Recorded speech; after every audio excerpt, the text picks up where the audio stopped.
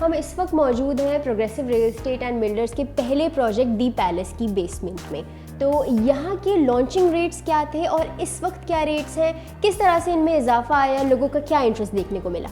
देखें, progressive real estate का जो पहला प्रोजेक्ट है दी पैलेस, जो कि एवेन्यू 1 पर है, प्रेसेंट 2 के अंदर है।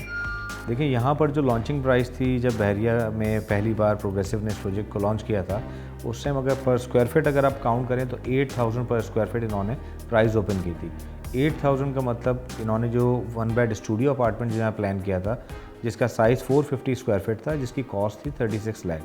वो 36 लाख क्लाइंट ने 3 साल की माहाना के साथ में पे करने थे। 2 बेड का जो अपार्टमेंट था, उसका साइज़ था 850 स्क्वायर फीट, वो उसकी कॉस्ट जो बनती थी 68 लाख, वो भी 3 साल के इंस्टॉलमेंट प्लान में लोगों ने पे किया।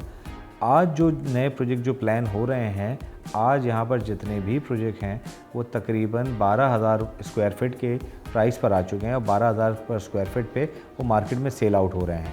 लेकिन अगर आप दी पैलेस को देखने जाते हैं कि अगर दी पैलेस की राइट नाउ प्राइस क्या है, दी पैलेस 12,000 से भी प्लस में जा चुका है। उसका रीज़न ये है कि अगर दी पैलेस में अगर कोई क्लाइंट अपार्टमेंट लेने आता है, बहरिया आने वाले हर कस्टमर के लिए पहली तो चाहत ये होती है कि तैयार चीज़ लें, कोई ऐसी चीज़ मिल जाए जल्द से जल्द जिसमें हमें पोजीशन मिल सके।